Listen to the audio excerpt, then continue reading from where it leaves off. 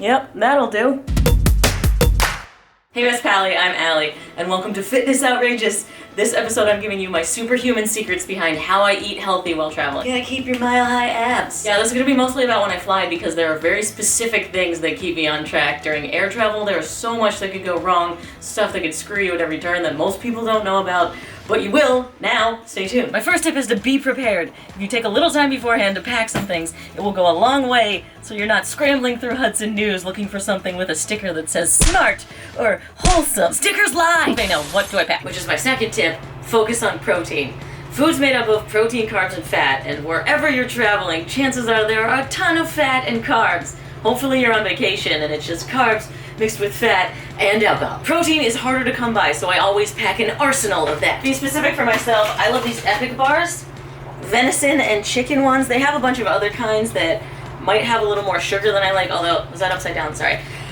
That's getting nitty gritty if you're talking about the sugar in these, because these are way better than traditional protein bars, mostly because they're made out of actual protein, not Snickers disguised as meat. I'll get to that more later. And another specific, I pack protein powder. You can put it into single serving baggies so it's easy to put into a water bottle, or just make this your carry-on. Excuse me, meathead coming through. Look for a powder that has a high protein to calorie ratio, which basically means you're getting mostly protein and not a lot of extra fat or carbs, because you want that, again, from vacation eating. This is not sponsored by any of this, but Quest is usually my go-to. Although I will say, whole food is always better, so try and get that. But since you're probably not traveling all the time, it's okay to do something quick and easy if it keeps you on track. And if you're not traveling, go have some chicken. Tip number 3 is, don't buy bagged anything. It's best to just avoid it. I know you're thinking, okay, yeah, we know candy's bad, but what about dried fruit? No, this is just secret candy. This has got 29 grams of sugar. It's less enjoyable and just as bad for you. I know you want to tell me, oh, it's dried fruit, so it's fruit, it's good for you. But drying food out is a process, so it's processed food, and processed food is not good for you. Actually, bagged almonds, this is good for you and it's in a bag, but it comes in a serving that's huge. This is enough fat for my entire day. And there's no way that I'm gonna have the self-control to eat 20 and then put the bag away. No, I'm gonna take it to the face, and it's best just not to get it. Yeah, I said focus on protein. So what about beef jerky? Well, beef jerky has a lot of added sugar. So, well, it's not candy. It is pretty much dead cow covered in candy. There are some beef jerkies that are way worse than others. So this is an okay option if you're really in need. But look for one that has less sugar.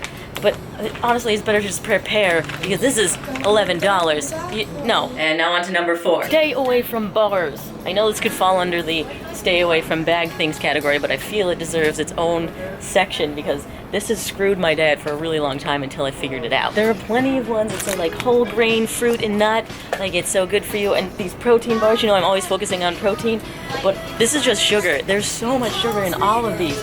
This is just this is a Twix without the fun. Tip number 5, if you're gonna buy something at the airport, get fruit. Fruit is actually pretty easy to come by at an airport, so look for fresh cut, not something like swimming in syrup, or just a whole one. Not processed. Hello. Tip number 6, instead of buying fruit, I actually pack bell peppers. You may remember these gems from my same breakfast video. I actually like bell peppers better than fruit because they're still super satisfying, they're lower in sugar, and really high in fiber. Mile-high craps. To make the bell peppers easier to travel with, I like to prep them beforehand. So any color will work. You could even do green, although I'm not a fan of that. I usually aim towards the warm tones. Okay, so first take the sticker off. This is a very detailed tutorial.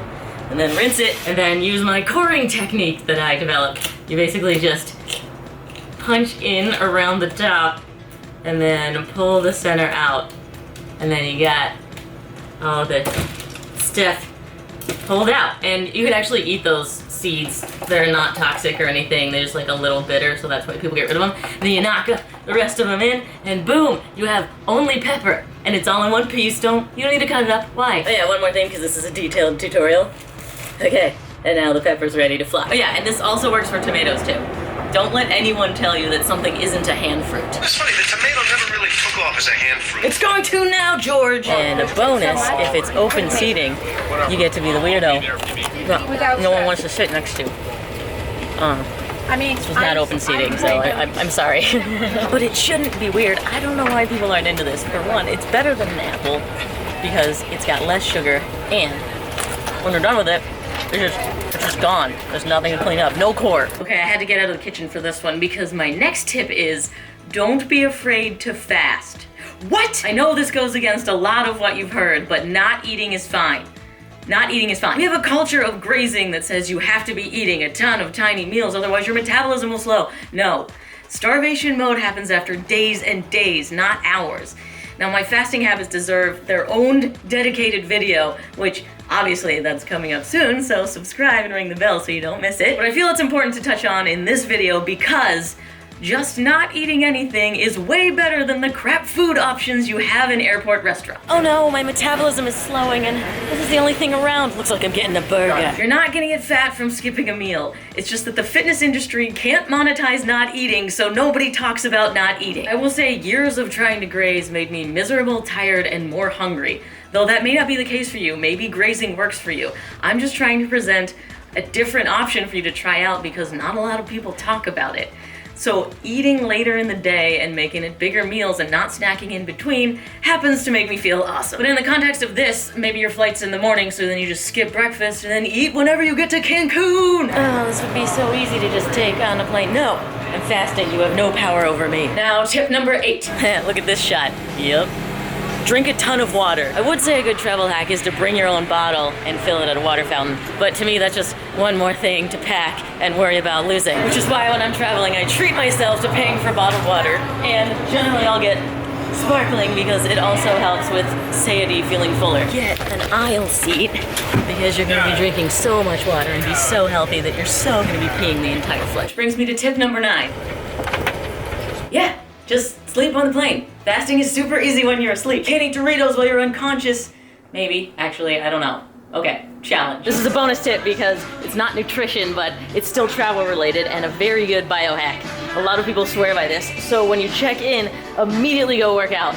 No matter what time of day it is, just get a little pump on, maybe some cardio, and it has been shown to fight jet lag. And my final tip for eating well while traveling is don't. You don't have to be perfect every day. Yeah, if you're traveling a lot, it's great to use all of those tips to make good habits. But if you're not traveling that often, cheating is fine, and traveling is the perfect time to stop giving a crap. Thanks so much for watching. There are more Fitness Outrageous episodes down there for you, and don't forget to subscribe and ring the bell so you don't miss the next chance to get better at life with me.